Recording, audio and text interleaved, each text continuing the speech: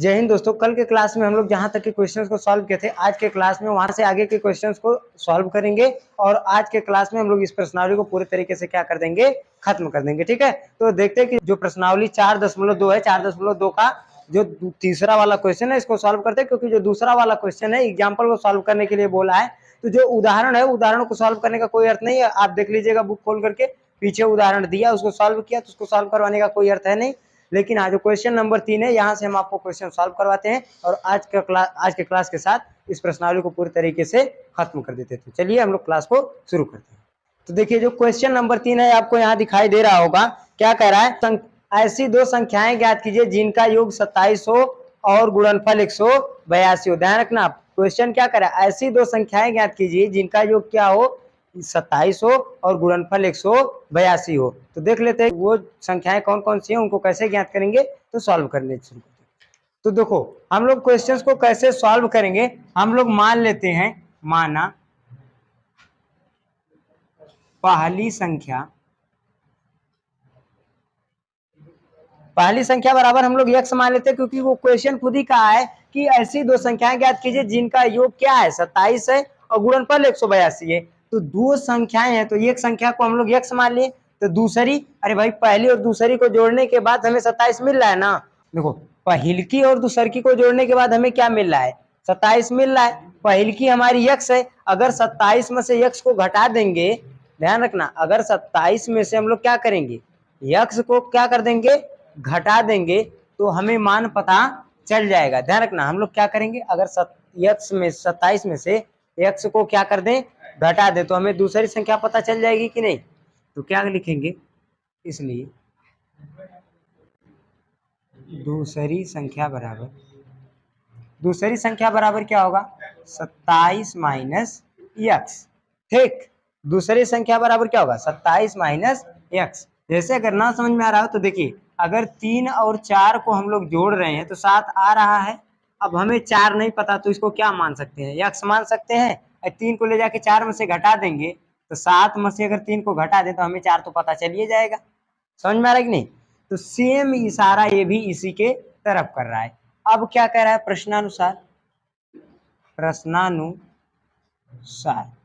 यानी प्रश्न के अनुसार ध्यान रखना, प्रश्न क्या कह रहा है, कह रहा है कि पहली और दूसरी का गुणनफल कितना है, 182 है। यानी पहली संख्या x गुणे दूसरी संख्या 27 माइनस x बराबर कितना है, 182। अब देखो गुणा करेंगे, इसका इसमें करेंगे कितना आ जाएगा, 27x, इसका इसमें करेंगे तो प्लस माइनस माइनस, x का x में करेंगे x² बराबर 182। अब देखो ध्यान से, x² इधर माइनस है, इधर भेज देंगे तो क्या हो जाएगा, प्लस हो जाएगा, और 27x इधर प्लस है, इधर लेके आएंगे तो क्या हो जाएगा, माइनस हो जाएगा। यानी कि x² माइनस 27x और ध्यान रखना प्लस 182 बराबर कुछ नहीं बचा तो 0। अब देखो जो 182 है, 182 का 2 भाग हमें ऐसा करना है, ध्यान रखना, 182 का हमें क्या करना है, 2 भाग ऐसा करना है कि गुणा करने के बाद जो है हमें क्या मिलना चाहिए, प्लस 182, और जोड़े चाहे घटा दे क्या आना चाहिए, माइनस 27। तो कैसे निकालेंगे, देखो हम लोग 182 का क्या निकाल लेते हैं, एलसीएम। तो 2 से काटेंगे, 2 9 18 और 2 1 कम 2, फिर किससे कटेगा, ध्यान रखना, 7 से काट देंगे, 13 सते 91, 13 से काट देंगे, 13 1 कम 13। ठीक, तो देखो क्या होगा, 2 सत्ते 14, 2 सत्ते 14, तो यानी 14 गुणे 13 करेंगे तो ध्यान रखना 182 भी आ जाएगा, और 14 प्लस 13 करेंगे कितना आ जाएगा, 14 प्लस 13 करेंगे तो कितना आ जाएगा, 27 भी आ जाएगा। लेकिन दिक्कत ये है कि हमें माइनस 27 चाहिए, तो अगर हम माइनस माइनस का गुणा करेंगे तो माइनस माइनस का गुणा प्लस हो जाएगा, और माइनस 14 माइनस 13 मिलकर माइनस 27 भी दे देगा। तो देखो हमें कंडीशन हमारी पूरी मिल गई। तो हम लोग इसको कैसे सॉल्व करेंगे, लिखेंगे x² माइनस 27x को क्या लिख सकते हैं, 14, पहले 14 लिए है ना, तो पहले 14 और x है तो x, फिर माइनस है तो माइनस, 13 है तो 13, यहाँ x लगाए क्या लगा देंगे x, और प्लस 182 है, 182 बराबर 0। देखो x² को हम लोग क्या लिख सकते हैं, यक्स स्क्वायर जो दिया है इसको क्या लिख सकते हैं, यक्स गुणे यक्स लिख सकते हैं। और 14 को क्या लिख सकते हैं, 14 को क्या लिख सकते हैं, 14 को हम लोग लिख सकते हैं 2 गुणे 7 गुणे यक्स, यही लिख सकते हैं। अब देखेंगे दोनों में सेम क्या मिल रहा है, भाई यक्स मैच कर रहा है तो यक्स क्या आ जाएगा कॉमन। बाकी ऊपर वाले में क्या बचा यक्स, तो लिख देंगे यक्स, माइनस है तो माइनस, नीचे क्या बचा 7 दूनी 14 तो क्या लिख देंगे 14। अब माइनस है तो माइनस, ये देखा ध्यान रखना 13 है, 13 को 13 गुणे यक्स लिख सकते हैं। 182 दिया है, 182 को हम लोग क्या लिख सकते हैं 13 गुणे 14 लिख सकते हैं। 13 हमें सेम देखो मैच कर रहा है कि नहीं, तो ब्रैकेट में क्या आ जाएगा, देखो 13 सेम मैच कर रहा है ना, तो 13 क्या आ जाएगा कॉमन। अब ब्रैकेट में क्या बचा, ऊपर एक्स बचा तो एक्स प्लस माइनस माइनस हो जाएगा, 14 बचा है, नीचे क्या लिख देंगे 14 बराबर 0। तो देखो ध्यान से यक्स माइनस 14 एक कोष्टक में, अब बाहर की चीज यक्स माइनस 13 एक कोष्टक में, तो इसलिए ध्यान रखना यक्स माइनस 14 बराबर 0, तो यक्स बराबर 14 इधर माइनस इधर आके क्या हो जाएगा प्लस, तो क्या लिख देंगे 14। और ध्यान रखना यक्स माइनस 13 बराबर कुछ नहीं तो 0, तो यक्स बराबर इधर 13 माइनस इधर आके प्लस हो जाएगा, तो यक्स बराबर कितना आ जाएगा 13। अब ध्यान देना कह रहा है कि पहली और दूसरी संख्या ज्ञात कीजिए जिनका जो है, ध्यान रखना कह रहा है कि पहली और दूसरी संख्या ज्ञात कीजिए जिनका गुणनफल गुणनफल 182 हो और योगफल कितना हो कितना हो 27 हो। तो ध्यान रखना पहली संख्या ध्यान रखना 14 है, दूसरी संख्या 13 है, दोनों को जोड़ेंगे तो कितना आ जाएगा 27 भी आ जाएगा। और ध्यान रखना इन दोनों का गुणा कर देंगे तो कितना आ जाएगा 182 भी आ जाएगा। कोई दिक्कत नहीं है ना, ये वाला क्वेश्चन अच्छे से समझ में आया। अब अगला क्वेश्चन देख लेते हैं, ठीक है, कोई दिक्कत नहीं ना, ये वाला क्वेश्चन समझ में आ गया। अब अगला क्वेश्चन हम लोग देख लेते हैं कि उसको कैसे सॉल्व करेंगे। अगला क्वेश्चन क्या कह रहा है, दो क्रमागत धनात्मक पूर्णांक ज्ञात कीजिए जिनके वर्गों का योग कितना हो 365 हो। ध्यान रखना क्या कह रहा है, ऐसे धनात्मक पूर्णांक ज्ञात कीजिए जिनके वर्गों का योग कितना हो 365 हो। कोई दिक्कत नहीं है ना, ऐसे हमें धनात्मक दो ठो पूर्णांक ज्ञात करने जिनके वर्गों का योग कर, अगर जिनके वर्ग का योग कर दें यानी उनका वर्ग करके अगर जोड़ दें तो कितना जाना चाहिए 365। तो देख लेते हैं इस क्वेश्चन को कैसे सॉल्व करेंगे। हम लोग मान लेते हैं, माना पहली संख्या बराबर x, तब दूसरी संख्या, ध्यान रखना जो भी संख्याएं आती है क्रम से आएंगे, अगर पहली एक आई है तो दूसरी दो तीसरी की तीन। अगर देखेंगे तो दो क्या था तीन, एक से एक क्या है एक अधिक है, तीन दो से एक अधिक है, जितनी भी संख्याएं क्रम से आएंगी वो अपने पिछली संख्या से एक अंक क्या होंगी अधिक होंगी। तो जो भी दूसरी संख्या आएगी वो अपने पहली संख्या से एक अंक अधिक होगी, तो इसमें एक जोड़ देंगे तो इसके क्या आ जाएगी बराबर हो जाएगी, यानी कि इसमें एक जोड़ देंगे तो किसे हो जाएगी इसके बराबर, यानी x प्लस 1। कोई दिक्कत नहीं है ना, मिल गई। तब प्रश्नानुसार यानी प्रश्न के अनुसार, अब देखो प्रश्न के अनुसार क्या कह रहा है, कह रहा है इन दोनों के वर्गों का योग यानी x का स्क्वायर प्लस x प्लस 1 का स्क्वायर बराबर है किसके 365 के, बराबर है किसके 365 के। तो x का स्क्वायर प्लस इसको करेंगे तो a प्लस बी का होल स्क्वायर आप पढ़े ही होंगे, और नहीं पढ़े होंगे तो कल के क्लास में देख लीजिएगा जाकर के, ऊपर बताए ही है। तो देखो a प्लस बी के होल स्क्वायर के अनुसार x का स्क्वायर प्लस 1 का स्क्वायर गुणे x गुणे 1 बराबर 365। तो सॉल्व करेंगे क्या आएगा x का स्क्वायर प्लस x का स्क्वायर प्लस 1 का स्क्वायर एक ही रहता है प्लस इसका इसमें करेंगे कितना आ जाएगा 2x बराबर 365।